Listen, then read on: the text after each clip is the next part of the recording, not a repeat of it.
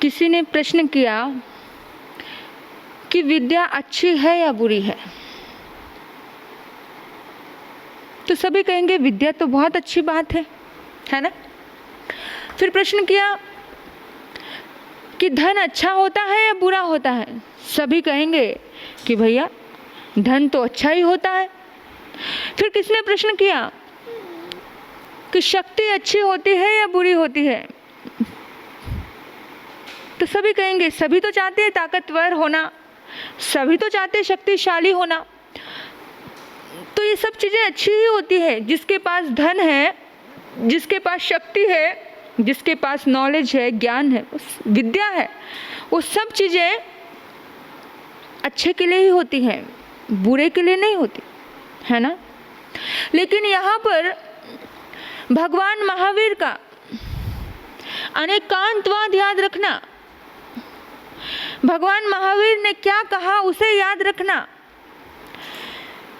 अनेकांत की दृष्टि, जब अनेकांत की दृष्टि से देखते हो तो आपको उत्तर मिलेगा कि विद्या का होना बुरा भी है और अच्छा भी है। ये विद्या किसी महान व्यक्तित्व के पास आती है तो अच्छा है, और ये विद्या किसी निकृष्ट व्यक्ति के पास आ जाए तो कैसा होगा? बहुत सारे लोग हमारे पास आते हैं और हमारे पास आकर के बोलते हैं कि महाराज मेरे परिवार के ऊपर, मेरे व्यापार के ऊपर बड़ी मुसीबत आई है, किसी ने मैली विद्या करवा दी है, कुछ तांत्रिकों का प्रभाव है, कुछ बुरे लोगों का प्रभाव है। तो तंत्र विद्या बुरी है या उसके पीछे का भाव, इंटेंशन बुरा है? विद्या, तंत्र विद्या अच्छा करने जाए तो बहुत अच्छा है, लेकिन अगर वो बुरा कर रही है तो विद्या अच्छी कैसे हो गई? भगवान ने कहा अनेकांत दृष्टि से देखिए हर चीज को। कोई चीज अच्छी है तो कोई चीज कहीं पर बुरी भी है।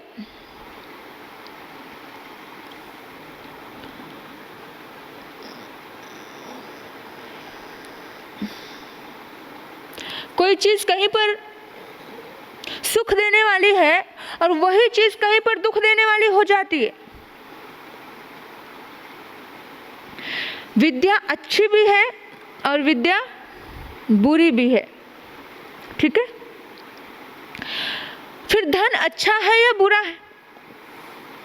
धन अच्छा भी है, धन बुरा भी है। शक्ति अच्छी भी है और शक्ति बुरी भी है। अगर ये तीनों चीजें किसी भले व्यक्ति के पास हो तो वो अच्छी है, अगर ये तीनों चीजें किसी निकृष्ट व्यक्तित्व वाले व्यक्ति के पास हो तो ये तीनों चीजें बुरी हैं। भगवान महावीर से प्रश्न किया था कि जागना अच्छा है या सोना अच्छा है, तो भगवान ने कहा था कि पापी का सोना अच्छा है और धर्मी का जागना अच्छा है। समय पर, वक्त पर अच्छाई और बुराई बदल जाती है। किसी योग्य व्यक्ति के हाथ में अगर शस्त्र हो तो वो किसी के लिए तारक बन जाता है, किसी के लिए बचाव का कारण बन जाता है। लेकिन किसी अयोग्य व्यक्ति के हाथ में शस्त्र हो तो वो वही शस्त्र किसी के लिए मारक बन जाता है। तो योग्यता निर्धारित करती है कि आपके लिए क्या अच्छा है और क्या बुरा है। आप सोचो कि सामने वाले व्यक्ति में क्या योग्यता है और क्या योग्यता नहीं है। योग्यता के आधार पर आप निर्णय कीजिए किसी भी बात का। एक लुटेरे के हाथ में भी एक चाकू है, एक छुरी है ना। एक कसाई के हाथ में भी चाकू है, छुरी है, और एक डॉक्टर के हाथ में भी छुरी है, चाकू है। लेकिन डॉक्टर जो काम करता है वो बचाने के लिए कर रहा है, उसके हाथ में वो छुरी, वो चाकू, वो कैंची भी लाभकारी है। लेकिन जब कोई लुटेरा, कोई कसाई के हाथ में वो चक्कू है वो उसके हाथ में भी अनर्थकारी है। तो ये 3 चीजें हैं, विद्या, धन और शक्ति, ताकत। अक्सर लोग बोलते हैं कि धन होना बहुत जरूरी है, बहुत जरूरी है। आपको क्या लगता है, धन होना बहुत जरूरी है?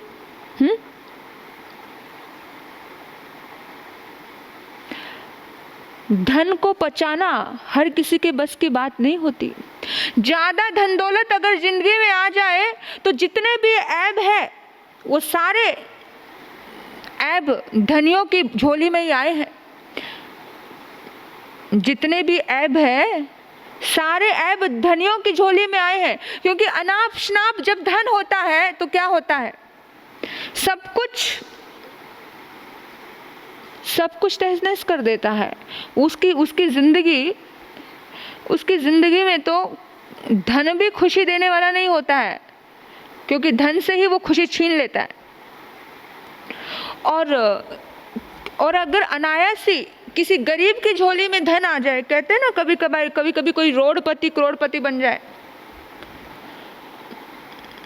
धन को पचाना आसान नहीं होता, और जो धन को पचा गया वो बड़ा सौभाग्यशाली होता है। जो धन को पचा गया वो बड़ा सौभाग्यशाली होता है, किस्मत वाला होता है। उसे पता होता है कि धन तो मिला, लेकिन धन का सदुपयोग कैसे करना। दुर्भाग्य लोगों के हिस्सों में भी कभी कभी धन आ जाता है, तो उस धन से वो और दुर्भाग्य पैदा कर लेते हैं और नरक के द्वार खोल लेते हैं। एक बहुत ज्यादा गरीब महिला थी, खेती करती थी, गांव में रहते थे, बड़ी अभावग्रस्त उसकी जिंदगी थी, अभावों से भरा हुआ उसका जीवन था। और एक दिन की बात है, कहते हैं कभी कभी भगवान छप्पड़ फाड़ के देता है, ऐसा बोलते हैं, सुनते हैं आप बहुत बार। तो एक दिन वो खेती कर रही थी और खेती करते करते उसको चांदी के कुछ कलश मिल गए। और जब चांदी के कलश हल भा रहे थे, वो जब मिले तो उस टाइम में वो बड़ी खुश हो गई। उसने फटाफट सबसे पहले अपने लिए ज्वेलरी, उस कलश को बेच करके सोने की 2 कंगन मंगवा लिए। तो उस जमाने में गरीबी की हालत थी, बहुत ज़्यादा बुरी हालत थी। उस टाइम में तो कांच की चूड़ियाँ भी इंसान मुश्किल से उसको मिल पाती थी। कांच की चूड़ियाँ मिलना भी बहुत मुश्किल था, लेकिन उसके हाथ में सोने के कंगन, गजब हो गया, बहुत गजब। सोने के कंगन मिलना बहुत बड़ी बात हो गई। तो हुआ यूँ कि वो सोचने लगी, देखो जब धन आता है ना तो इंसान प्रदर्शन का भाव रखता है। तो उसके मन में भी आया, आप प्रदर्शन क्यों करते हो, सभी लोग करते हैं, आजकल बड़ा ज़माना है, एप्पल फ़ोन हो, एप्पल का लैपटॉप चाहिए, एप्पल का कैमरा चाहिए, सब चीज़ें एप्पल। हाँ, और क्या क्या एप्पल के चाहिए, मतलब ब्रांडेड करने वालों, याद रखना कफन में कोई ब्रांड नहीं होती। हम तो महाराज ब्रांडेड कपड़े पहनते हैं, ब्रांड के बिना तो हमें कपड़े जचते ही नहीं है। ब्रांड के बिना कपड़े नहीं पहनते, कफन का कोई ब्रांड नहीं होता, याद रखना। लेकिन है, इंसान की आदत है प्रदर्शन करने की, इंसान की आदत है अपने धन की, अपने दौलत का प्रदर्शन दिखाने की। तो उसके मन में आया कि यार मैंने नए नए कंगन खरीदे हैं, सोने के खरीदे हैं, मेरे आसपास किसी के पास कंगन भी नहीं है, तो कोई मेरे कंगन देखे, वो पहन पून के सज धज के अपनी झोपड़ी के पास बाहर आकर के बैठ गई। लेकिन किसी ने किसी को देखा ही नहीं। अब देखा नहीं, उसने 1 दिन 2 दिन बड़ा इंतज़ार किया, किसी ने देखा नहीं। अब उसने कहा क्या करूँ कि सब लोग मेरी ओर आकर्षित हो जाएं और मुझे देखें। वो यही चिंतन में लगी हुई थी, यही सोच रही थी कब कोई देखेगा मुझे, कब कोई देखेगा मुझे। तो एक दिन की बात हुई कि उसने सोचा ऐसे तो ये देखने वाले नहीं है, ऐसे तो मेरी दाल गलने वाली नहीं है, तो ऐसा करती हूँ मैं कि उसने लिया एक माचिस की तिल्ली और अपनी झोपड़ी में आग लगा दी। झोपड़ी धू धू करके जलने लगी। एकमात्र उसकी झोपड़ी, छोटी सी झोपड़ी, घास के तिनकों से बनी हुई झोपड़ी लेकिन प्रदर्शन के लिए, दिखावे के लिए उसने अपनी झोपड़ी में आग लगा दी। और जैसे ही झोपड़ी में आग लगी तो सबके सब दौड़े दौड़े आए, भागे भागे आए उसकी हेल्प करने के लिए। हाय हाय, झोपड़ी में आग लग गई, क्या हुआ क्या हुआ क्या हुआ। अब सब आए, सबको बड़ा दुख हुआ, बड़ा अफसोस हुआ। जैसे ही झोपड़ी की ओर आए, बुझाने लगे, इतने में एक महिला की नज़र उसके कंगन पे पड़ी। और महिला ने तो एकदम कहा, अरे ये सोने के कंगन तूने कब खरीदे? गजब है बाबा, इतने अच्छे कंगन तुझे कहाँ से मिल गए? तो उसने कहा, थोड़ी देर पहले पूछ लेती तो मेरी झोपड़ी तो बच जाती।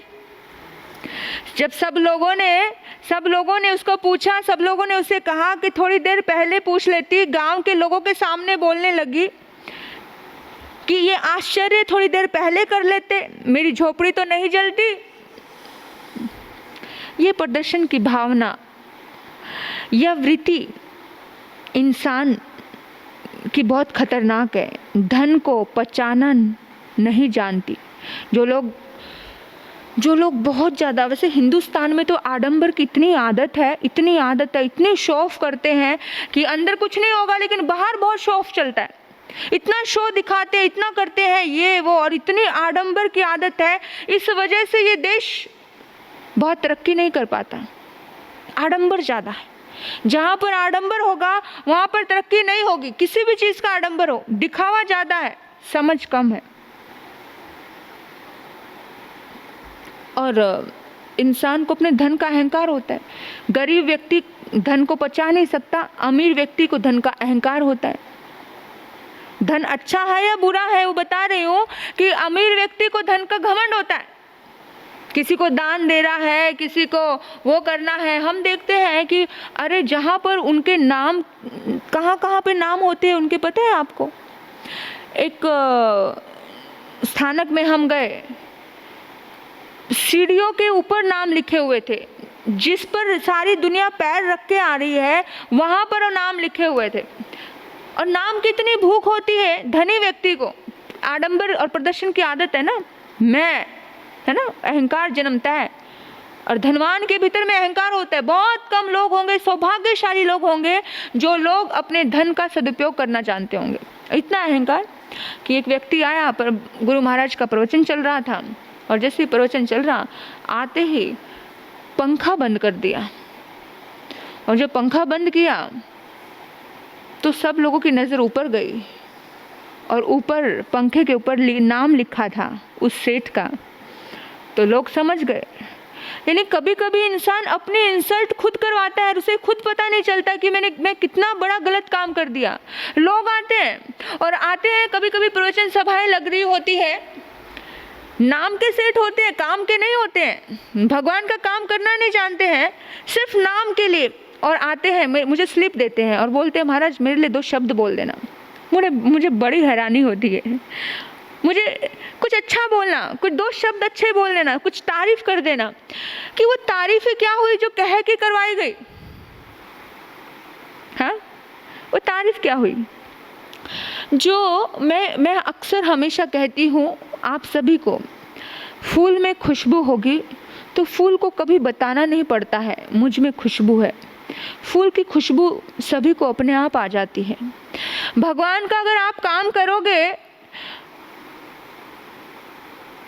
तो अपने आप ही नाम हो जाएगा। नाम करने की जरूरत नहीं पड़ती है। भगवान का काम करो, नाम अपने आप हो जाएगा। वो बात अलग है कि कोई संत किसी दूसरे को प्रेरणा देने के लिए किसी का नाम लेता है, खुशी से लेता है, तो बात अलग है। लेकिन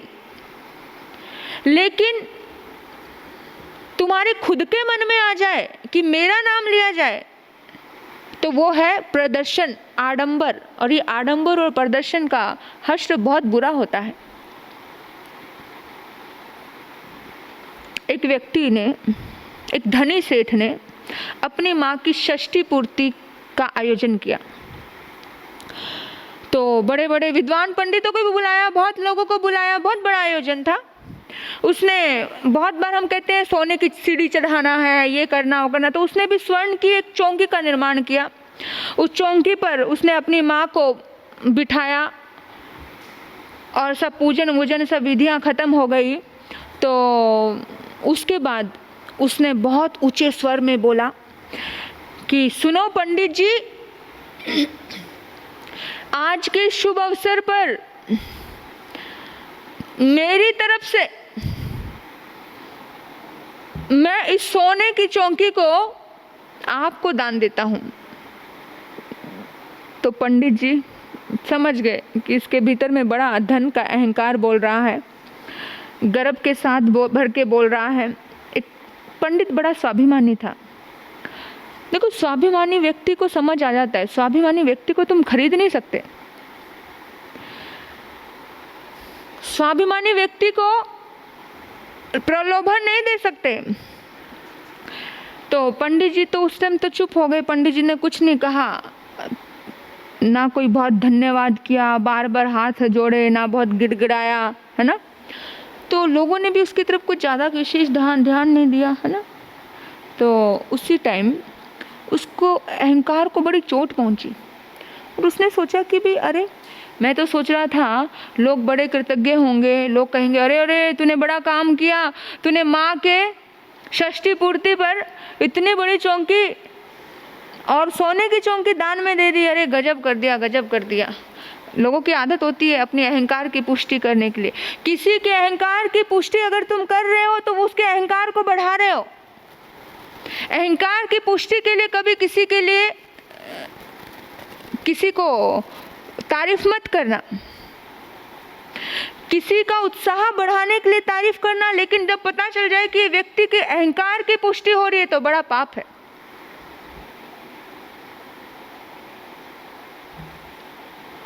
और पता है, उस पल में फिर उसने एक बार और कहा, पंडित जी, सेठ से रहा नहीं गया।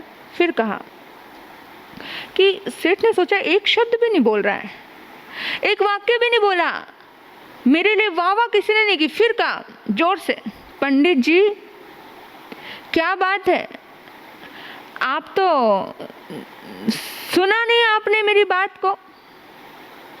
पंडित जी की तरफ एकदम तीक्ष्ण दृष्टि की।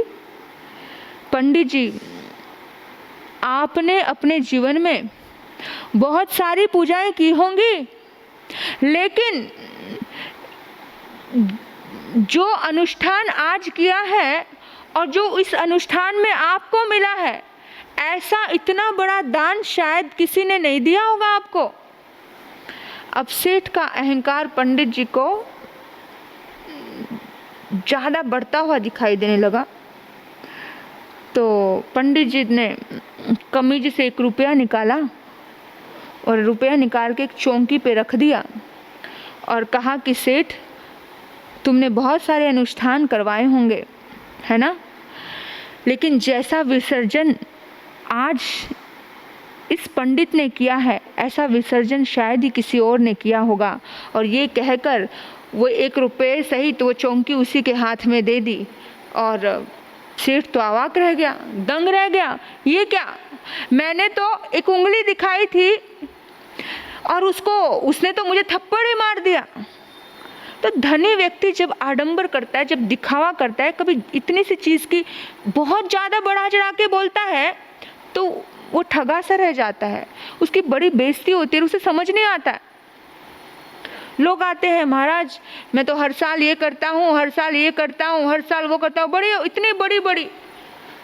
याद रखना, अगर कुछ मर्तबा चाहे मिटा दे अपनी हस्ती को, अगर कुछ मर्तबा चाहे मिटा दे अपनी हस्ती को, कि दाना खाक में मिलकर गुलो गुलजार होता है। आपने एक बीज को देखा है, एक बीज को जब वो छोटा सा बीज एक धरती में समाता है, तब जाकर के जब वो खाक में मिलता है, जब अपने आप को पूरी तरह से छुपा देता है, तब जाकर के उस बीज का एक वृक्ष बनता है और वृक्ष पे अनेकों गुना फल आते हैं। लेकिन अगर वो बीज चाहे कि मैं नहीं छुपाऊं, अपने आप को मैं क्यों छुपाऊं, क्यों मिट्टी में मिलाऊं। हम कहते हैं ना, यहाँ तो भला करने वालों का जमाना ही नहीं रहा। आज भलाई का जमाना नहीं है, अच्छे के साथ ही बुरा होता है। ये सब अहंकार की निशानी है। अच्छों के साथ ही बुरा होता है। कितनी बड़ी बात कही है कि जब तुम छुपाते हो कुछ किए हुए को, के नेकी कर दरिया में डाल। जब तुमने नेकी करके भूल जाते हो, उस पल में, उस क्षण में, जब वो बीज आपने देखा, वो बीज जब छुपता है, वो छुपा हुआ बीज कितने फल देकर जाता है। लेकिन अगर बीज कहे कि नहीं भाई मुझे नहीं छुपना है, मैं क्यों अपना अस्तित्व मिट्टी में मिलाऊं, मैं क्यों मिट्टी में खत्म करूं अपने आप को, उस पल में, उस क्षण में क्या होता है? वो बीज कभी वृक्ष बन पाएगा? वो बीज कभी फल दे पाएगा? उस बीज का कभी कुछ हो पाएगा? कुछ नहीं हो सकता। जब तक कुछ अच्छा किया है और उसको छुपाना नहीं सीखा है, तो अच्छे किए हुए चीज को अगर छुपाना नहीं सीखोगे तो जिंदगी में कभी भी कुछ भी तुम्हारा उद्धार और कल्याण नहीं होने वाला है। छुपाना सीखोगे तो ही बढ़ता है। तिजोरी में माल रखते हो तो हर चीज छुपा छुपा के रखते हो ना, तिजोरी में रखते हो कि नहीं रखते हो? हाँ, तिजोरी में रखते हो ना, छुपा के रखते हो ना, या सबको दिखा दिखा के रखते हो? क्यों रखते हो छुपा के? लॉजिक है, इसका पीछे कारण है कि धन बढ़े, छुपा के रखो। जो चीज छुपाई जाती है वो बढ़ती है, जो चीज ओपन कर दी जाती है वो बढ़ती नहीं है। तुम्हारा पुण्य, तुम्हारा धर्म, तुम्हारा कर्म अगर पच गया, तुमने पचा लिया उसे, तो बहुत बड़ा जिंदगी में कुछ अच्छा बन करके तुम खड़ा कर सकते हो, कुछ अच्छा व्यक्तित्व बना सकते हो। तो आडंबर और प्रदर्शन से बचना। श्रावक समाज से कहना चाहूँगी कि जितने भी बड़े बड़े कार्यक्रम होते हैं, आपको बता दूं मैं, हिंदू की शादी हिंदू के मंदिर में हो जाती है, ईसाई भी अपनी शादी चर्च में कर लेते हैं, पंजाबी लोग भी अपनी शादी गुरुद्वारे में कर लेते हैं, मुसलमान भी अपनी शादी मस्जिद में कर लेते हैं। सोचो आप, एक जैन है जो अपनी शादी बड़े बड़े नामी ग्रामी होटलों में करते हैं। सारा पैसा किसको दे रहे हैं? होटलों को। सारा पैसा होटल वालों को दे रहे हैं। जहां हिंसा और बढ़ेगी, उस हिंसा को और पैसा, हिंसा को बढ़ाने का काम कर रहे हैं। सारा पैसा। शादी तो गुरुद्वारे में भी हुई थी, शादी तो मंदिर में भी हुई है, शादी तो मस्जिद में भी हुई है, चर्च में भी हुई है, लेकिन होटल की शादी सबसे ज़्यादा बड़ी बड़ी हाई फाई पार्टियां, हाई फाई शादियों में खर्चे एक जैन समाज में होते हैं। अगर ये खर्चा बच जाए, अगर समाज में कुछ ऐसा बड़ा विशेष रूप से कुछ ऐसी चीज़ें बन जाए कि जहाँ जैन लोगों का, जैन समाज की कुछ एक अच्छी प्रॉपर्टी बन के जहाँ पर सारा समाज एक फ़ायदा उठा पाए।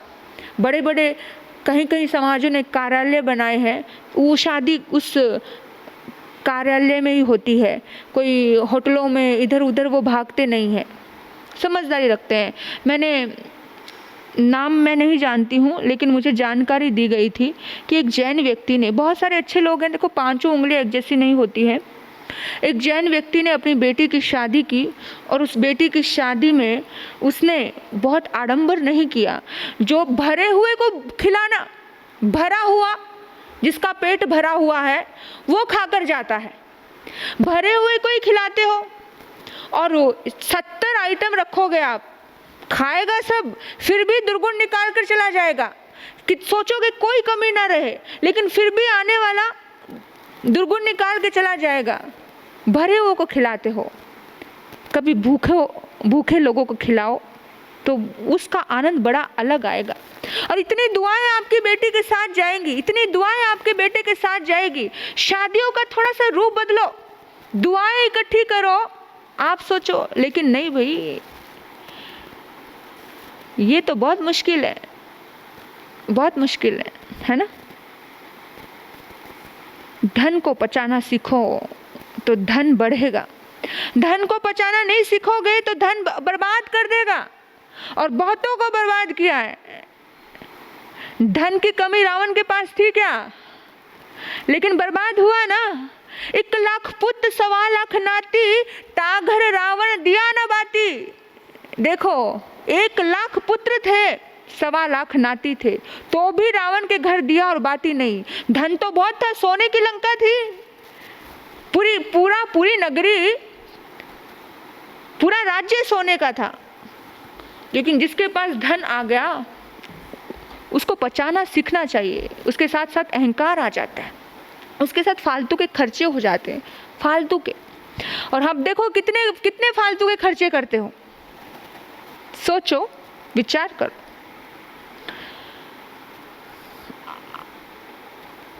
वो व्यक्ति की बात मैंने सुनी, उसने अपनी बेटी की शादी में, जैन व्यक्ति है वो, बहुत सारे लोगों के लिए छोटे छोटे कमरे बनाए, घर बनाए, और ऐसे गरीब लोगों को ढूंढ के लेके आया जिनके पास घर नहीं थे, और ऐसे लोगों को उसने घर दिए, अपने समाज का उत्थान किया।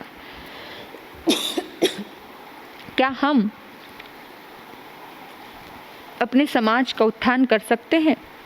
अपने सगे संबंधी, अपने साथी, अपने आस पड़ोसियों के बारे में हम कभी सोचते हैं कि हमें कुछ जीते जागते लोगों के लिए करना चाहिए?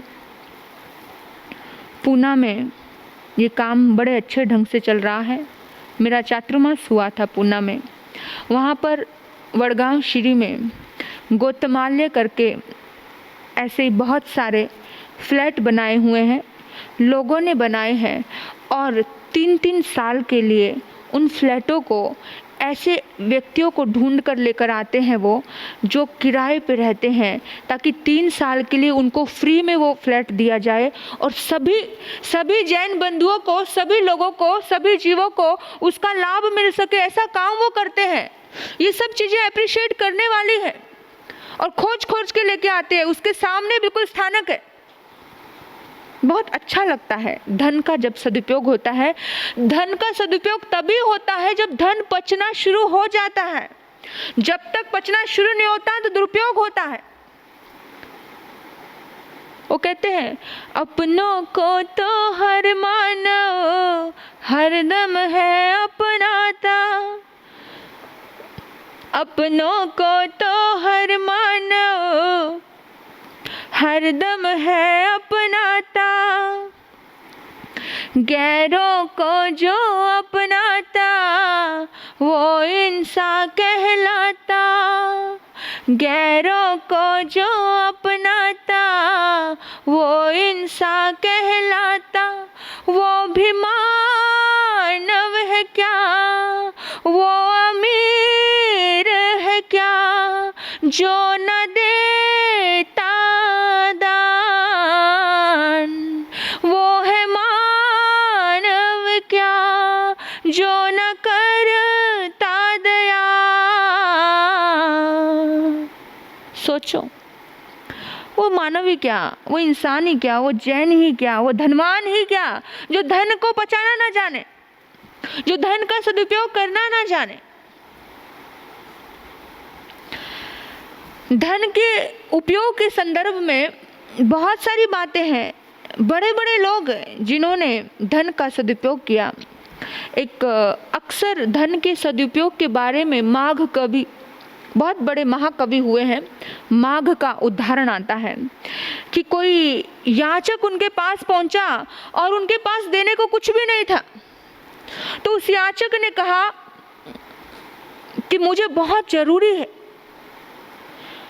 तो उस माघ कवि ने अपनी पत्नी को बोला कि तू अपना एक कंगन दे देगी क्या, अभी इसको बहुत जरूरत है। आप यकीन नहीं करोगे, उस पति ने एक कंगन मांगा था, उस पत्नी ने हंसते हंसते उसको दोनों कंगन निकाल के दे दिए। सोचो आप, एक धन का उपयोग, सदुपयोग। मेवाड़ के महाराणा अपने शयन कक्ष में थे, कैसे करते हैं मैं बता रही हूँ। तो शयन कक्ष में उनके सेवक उनके पैर दबा रहे थे। तो पहले ज़माने में राजा लोग भी पैरों में कुछ अंगूठी टाइप, महाराणा देख रहे हैं, लेकिन महाराणा कुछ बोले नहीं, कुछ कहा नहीं कि तुम चोरी कर रहे हो, तुमने चोरी से मेरी मुद्रिका निकाली है, कुछ नहीं बोला, चला गया। हर रोज अपने काम पे आता है सेवक, लेकिन कुछ नहीं कहता है, समझता है कि कुछ वजह होगी, कुछ प्रतीक्षा करनी चाहिए। सारी बात सामने आने की प्रतीक्षा करने लगा।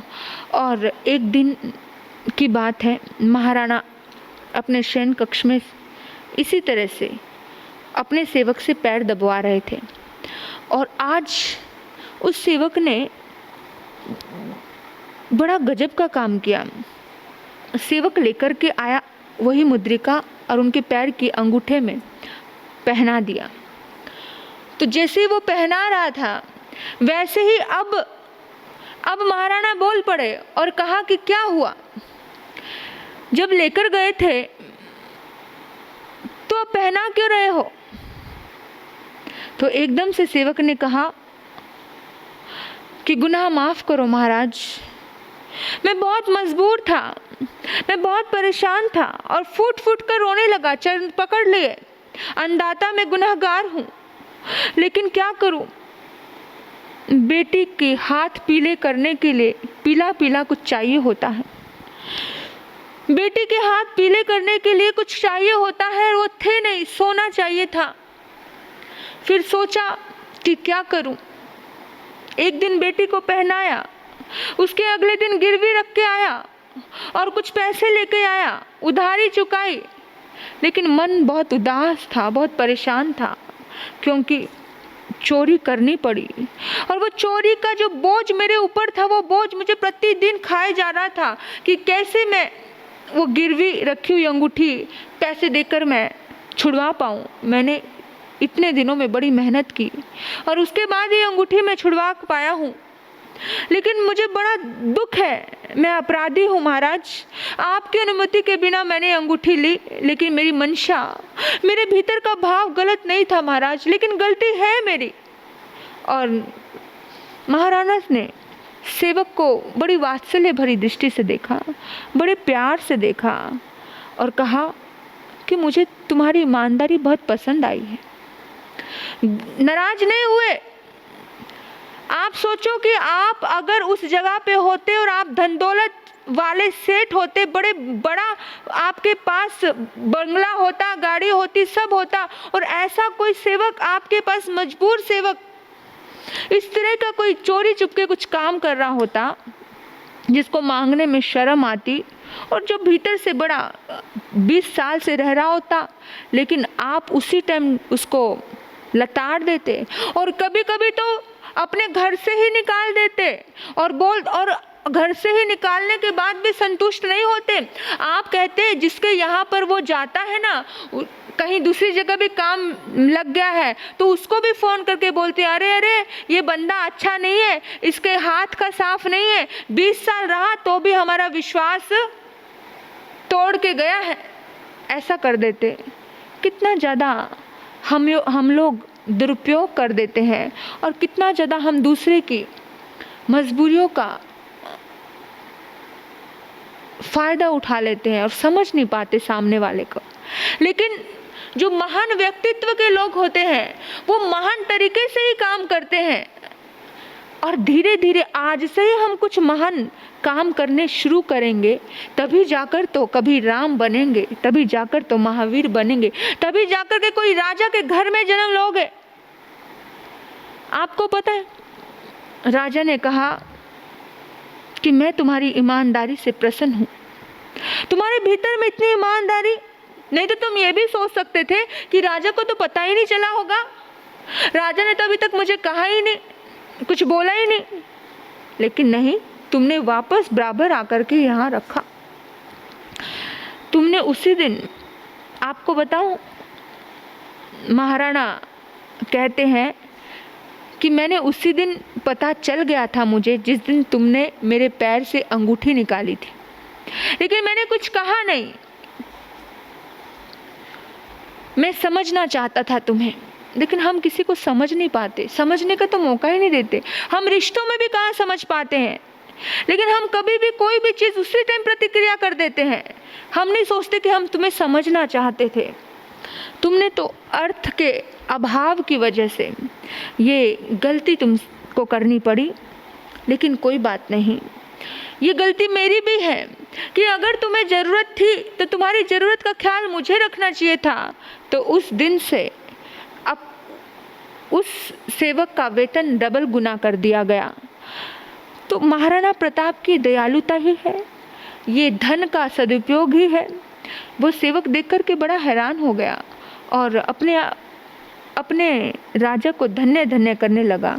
अश्रुधारा उसकी बह उठी। आप सोचो, अगर धन का जो सदुपयोग समाज के उत्थान के लिए हो, अपने आस पड़ोसियों के लिए हो, अपने सगे संबंधियों के उत्थान के लिए हो, तो आप कितनी दुआएं कमा सकते हो। अपने ऐश्वर्य का, अपने वैभव का उपभोग करने वाले, स्वयं करने वाले, और किस रूप में करते हैं? शराब भी पीते हैं। हमारी युवा लड़कियों का शिविर हुआ था, तो एक लड़की ने आकर के मुझे कहा कि महाराज, मैं ना अपने समाज के लड़के से प्यार नहीं करती हूँ, किसी दूसरे लड़के से प्यार करती हूँ, तो मैं उससे शादी करना चाहती हूँ। मैंने कहा कि क्यों? बोला, वो मेरा देखा भाला है, मैं बहुत अच्छे से जानती हूँ उसे, उसके अंदर कोई ऐब नहीं है, कोई ख्वाब नहीं है, किसी भी तरह का उसके अंदर गंदगी नहीं है। मैंने कहा, पर क्या हुआ, अपने जैन समाज में बड़े अच्छे लड़के हैं, सब है, ऐसा क्यों कह रही है तू? उसने बोला, महाराज, जैन समाज में बहुत विसंगति आ गई है। कहते कि मैं जहाँ पर कंपनी में काम करती हूँ ना, वहाँ पे उस कंपनी में बहुत बड़े बड़े अच्छे अच्छे पोस्ट पे हैं हम सब लोग, और जैनी है, बहुत सारे बच्चे, बहुत सारे लड़के। कहते महाराज, 1000 रुपये की 2 घूंट शराब आती है, बड़ी बड़ी महंगी महंगी, पता नहीं, मुझे तो नाम भी नहीं आता, बोटका टोटका क्या क्या है, क्या मालूम, हाँ, लेकिन फिर भी बड़ी महंगी महंगी शराबें वो कमाते हैं और ऐसे आराम से पीते हैं। कमाई कर रहे हैं, धन दौलत आ रही है, इधर से आराम से वो महंगी महंगी शराब भी पी रहे हैं। एक घूंट के लिए 1000 रुपये ऐसे खत्म करते हैं। वो कहते कि मैंने जैन लड़कों को बहुत नजदीक से देखा है महाराज, इसलिए मेरा मन नहीं कर रहा है, मेरा दिल अब भयभीत होता है कि ना जाने कौन सा जैन लड़का शराब पीता हुआ मिल जाए। अंदर उसके अंदर झांक के थोड़ी देखा है, नाम के लिए तो जैनी का टैग लेकर घूम रहे हैं। बहुत बुरी स्थिति है महाराज। इसलिए मैं जिसको नहीं जानती, जिसको मैं नहीं सोचती, मैं उससे शादी नहीं कर सकती। अब उस समय में एक संत क्या जवाब दे, सोचने का एक प्रश्न चिन्ह है। वो कहती है कि मैं जिस सर्कल में रहती हूँ वो पूरा सर्कल मेरे जैनियों का है। मेरे दोस्त, लड़की हाई फाई थी तो कोई कम नहीं थी, सब था, लेकिन फिर भी आज के युवाओं के प्रश्न, हम हमेशा सोचते हैं कि कम से कम जैन समाज में ही हीरे हों। ऐसा नहीं है, अदर समाज में भी होते हैं हीरे, 5 उंगलियां एक जैसी नहीं होती, लेकिन हमारा समाज कहीं जा रहा है, इधर उधर भटक रहा है आज का युवा, तो इस बात की वजह से कि पैसा बहुत ज़्यादा आ गया है। पैसे का सदुपयोग करना अगर बचपन से ही सिखाया जाए तो उन्हें समझ आता है। कभी जाओ अपने बच्चे के साथ और कहो कि बेटा चल दान पात्र में डाल, उसके हाथ से डलवाओ।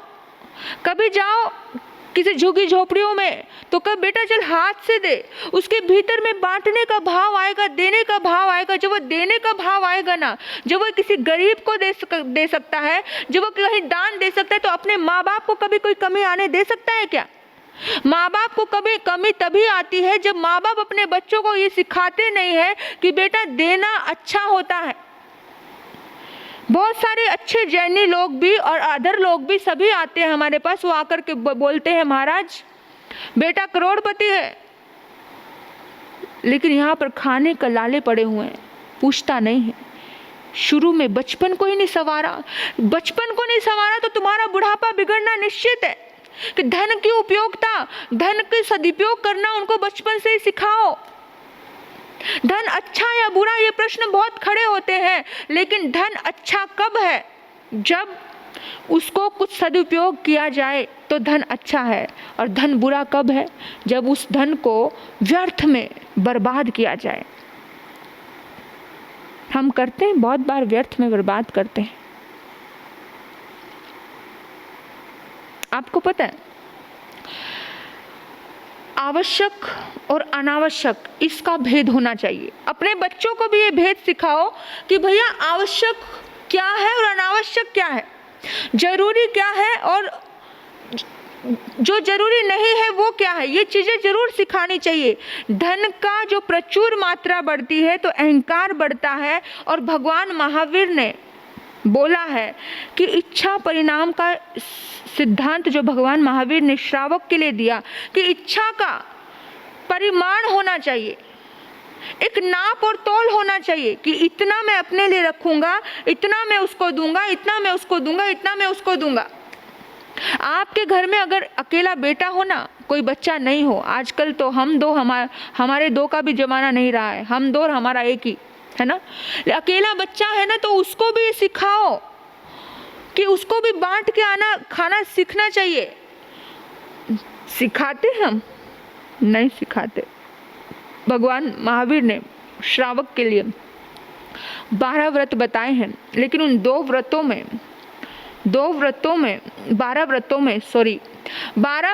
2 व्रत गजब के बताए हैं। बोला कि संग्रह का सीमा करो, संग्रह की सीमा करो और उपभोग का परिमाण करो, उपभोग का परिमाण करो, संग्रह की सीमा करो। भगवान महावीर के 10 श्रावक हुए, 10 श्रावकों के पास बड़ी दौलत थी। आनंद श्रावक के पास कितनी दौलत थी आप सोच भी नहीं सकते होंगे। ये आज के लिए हिसाब लगाओ तो हजारों खरब संपत्ति होगी। भगवान का जो आनंद श्रावक है, हजारों खरब संपत्ति थी, लेकिन फिर भी जब उन्होंने व्रत स्वीकार किए तो उन्होंने अपना जीवन श्रावक होते हुए भी एक संत की भांति बना लिया था। और ऐसे खुले हाथों से बांटते थे अपनी संपत्ति को, खुले हाथों से। जितना खुद को और परिवार को लगा उतना रखते थे, बाकी गांव वालों में दूध बांट देते थे। कितने गोकुल थे, कितनी गायें थी, कितना ज़्यादा बड़ा व्यापार था, हजारों खरबों की संपत्ति, लेकिन जितना आवश्यक था उतना रखा, बाकी बांट दिया, कभी कमी नहीं आई। और श्रावक होते होते इतने बड़े ज्ञानी हो गए कि उस ज्ञान को सुनकर के गौतम स्वामी चकरा गए कि एक श्रावक को इतना ज्यादा अवधि ज्ञान हो सकता है। सोचो आपके पास भी सारी संभावनाएं हैं, करना चाहो तो। सोचो आप देखो, जब धन का दुरुपयोग होता है तो वो व्यक्ति नीचे नीचे नीचे नीचे दबता चला जाता है। कैसे दबता है? सागर देखा है? सागर ने पानी का संग्रह किया, पानी का संग्रह वृत्ति उसके ऊपर तो कभी ऊपर नहीं उठ पाया, वो कभी नहीं उठ पाया। उसका विस्तार जो क्षेत्र है वो सीमित है, किंतु सबको जो बांटने की ताकत रखता है वो मेघ कितना ऊपर चला गया। देने वाला, बांटने वाला हमेशा शिखर पर जाता है और हमेशा एक सारी दुनिया उसकी इच्छा रखती है, सारी दुनिया उससे चाहत रखती है, सारी दुनिया उससे प्यार करती है। तो सोचना है हमको कि जितना हो सके हम कुछ अच्छा करके जाएं। अच्छे की बहुत सारी डेफिनेशन है, छोटी छोटी बातें आपको पता है, मुझे बताने की आवश्यकता भी नहीं है। बड़े समझदार हैं लोग इस दुनिया में। हम कहते हैं धन आवश्यक है, लेकिन उसका अनावश्यक प्रयोग ना किया जाए। मैं ये नहीं कहती कि धन बुरी चीज़ है, धन जरूरी है, गृहस्थ के लिए धन जरूरी है, लेकिन अनावश्यक प्रयोग ना किया जाए। हम अनावश्यक प्रयोग करते हैं कि नहीं करते? एक सेठ जी के घर में नई नई बहू आई थी। अब नई नई बहू आई और बहू ने 2 दिन के बाद ही देखा कि एक घी का बड़ा पीपा आया था और घी की कुछ बूंदें जमीन पे गिर गई और सेठ ने वो जमीन पे गिरी हुई जो बूंदें थी ना घी की, वो भी समेट ली और अपने सिर पे और अपने हाथ पे लगा ली। तो बहू को तो बड़ा लगा कि देखने में बड़े अमीर लगते हैं, लेकिन ये तो बड़े कंजूस है।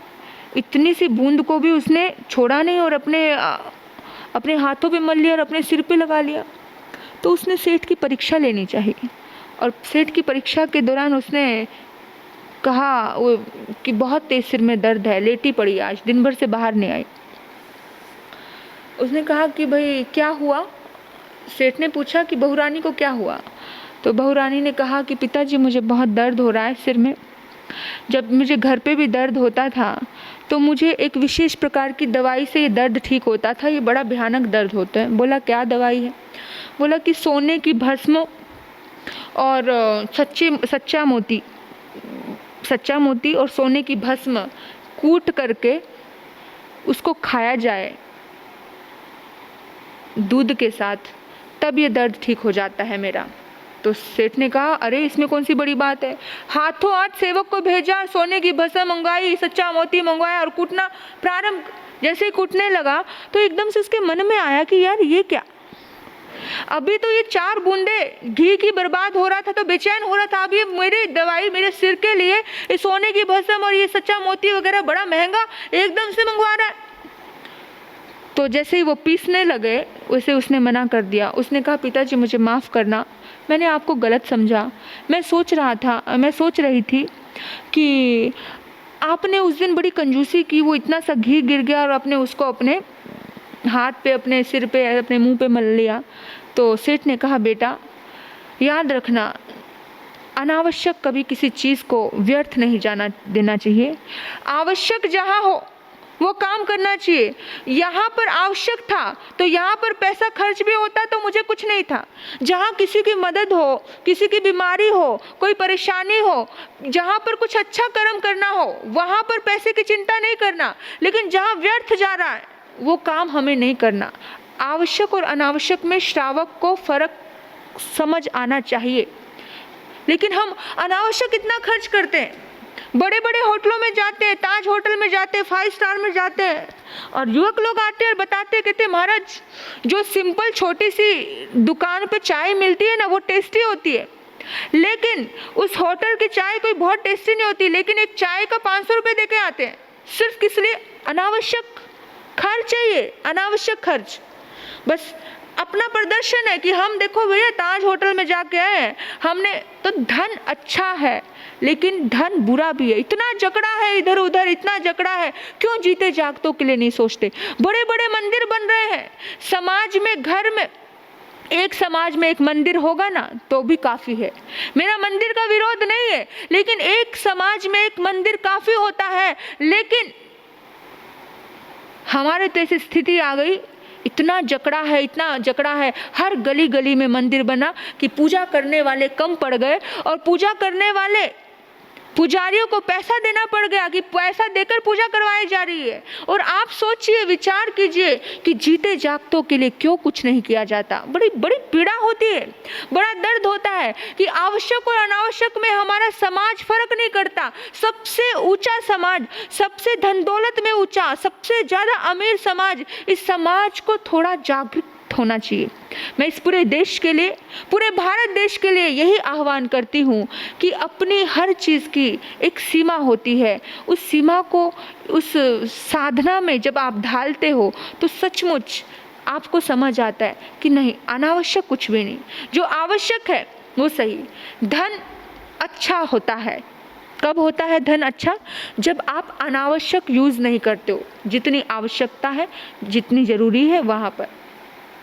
सिनेमा हॉल में जाते हो, घंटों घंटों टाइम पास हो जाता है ना? जाती हैं बहनें ब्यूटी पार्लर में, 1 मिनट में कलर करवाने के 10-10 हज़ार रुपये दे के आ जाते हैं। कमाल की बात है। और फिर वही ढाक के 3 पात, कितना भी ऊपर से लेपते रहो, शक्ल तो जैसी है वैसे ही होने है। कितने भी लिपस्टिक, सब आजकल मैचिंग चलता है, ये मैचिंग वो मैचिंग। आज आधे से ज़्यादा खर्चा महिलाओं के श्रृंगार पे होता है, अनावश्यक खर्चा, सब अनावश्यक खर्चा है। सोचो, विचार करो, जितना सादा जीवन उच्च विचार रखो, दुनिया में पूजे जाओगे। धन अच्छा भी है जब सादा जीवन ऊंचा विचार रखा जाता है। धन बुरा है जब ये धन की शक्ति किसी रावण जैसे व्यक्ति के हाथ में आ जाती है तो सब कुछ तहस नहस करके रख देती है। धन अच्छा है जब किसी कर्ण के हाथ में धन आता है तो दानवीर कर्ण पूरी दुनिया को सदुपयोग करके जाता है, पूरी दुनिया का अच्छा करके जाता है। शक्ति अच्छी है, ताकत अच्छी है। हनुमान के पास ताकत थी, भक्ति की ताकत थी, भक्ति की शक्ति थी, सब अच्छा था। लेकिन शक्ति अच्छी नहीं है। कब अच्छी नहीं? शक्ति अगर दुर्योधन के पास हो जाए, शक्ति अगर कंस के पास आ जाए, कट्टार अगर अयोग्य के पास आ जाए, हथियार अगर अयोग्य व्यक्ति के हाथ में चला जाए तो वो हथियार सब खत्म करके रख देता है। हथियार अगर बचाने वाले के हाथ में आ जाए, योग्य व्यक्ति के हाथ में आ जाए, हथियार अगर श्री कृष्ण के और श्री राम के हाथ में आ जाता है तो वो धर्म का निर्माण करता है और धर्म युद्ध कहलाता है। और हथियार अगर कंस के हाथ में आता है तो अधर्म का जन्म दिया जाता है।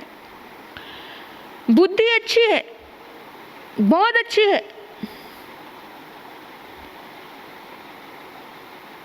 बुद्धि से अगर माता पिता की सेवा किया जाए तो श्रवण कुमार की बुद्धि बड़ी अच्छी थी, मातृ पितृ देवो भव।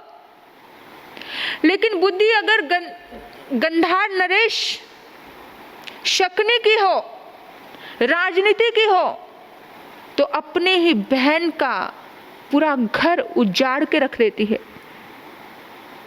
बुद्धि तो लड़ाई थी, जुए में कह लो, राजनीति में कह लो, बुद्धि के दम पर ही भरा था। बुद्धि अगर मंथरा की है, बुद्धि अगर कैकेयी की है तो अपने ही राजा को, अपने ही पति को मौत के घाट उतार देती है। बुद्धि अगर पद्मावती की है तो अपनी शील की रक्षा कर लेती है। बुद्धि अगर सुभद्रा की है, बुद्धि अगर सीता की है तो अपने शील व्रत के दम पर बहुत कुछ इस दुनिया में अपना नाम कायम कर जाती है। बुद्धि अगर उर्मिला की है, देखो आप, महान आत्माएं इस धरती पे बहुत है, तो आपको देखना है कि बुद्धि अच्छी भी है, बुद्धि बुरी भी है। लेकिन हमें अपनी बुद्धि को हमारे हाथ में है कि हमें कोई भी चीज़ को लेकर कितनी देर तक सुखी रहना है, कितनी देर तक दुखी रहना, हमारे हाथ में, किसी दूसरे के हाथ में नहीं है। ये जिंदगी बड़ी छोटी है मेरे बंधुओं, बहुत छोटी है। लेकिन जब आपके ही हाथ में चॉइस है कि अच्छी और बुरी, तो क्यों ना अच्छी उठाई जाए ना। बहुत लंबी चौड़ी जिंदगी नहीं है, जितनी अच्छाइयों को बटोर सकते हो उतनी अच्छाइयाँ बटोर लो मेरे भाई। बहुत सौभाग्य जन्म लेगा, बहुत पुण्य आत्मा बनकर के इस धरती पर दोबारा जन्म लोगे। बस इतना ही कहती हूँ, अपनी आत्मा का उत्थान करना है तो कुछ अच्छाइयों की तरफ ध्यान दीजिए, तो आपके जीवन में फूल खिलेंगे, सब कुछ अच्छा होता जाएगा। तो बस इन्हीं सद्भाव से मैं अपने वक्तव्य को यहीं विराम देती हूँ। आपने मुझे सुना, आपकी आभारी हूँ। ओम शांति, ओम शांति।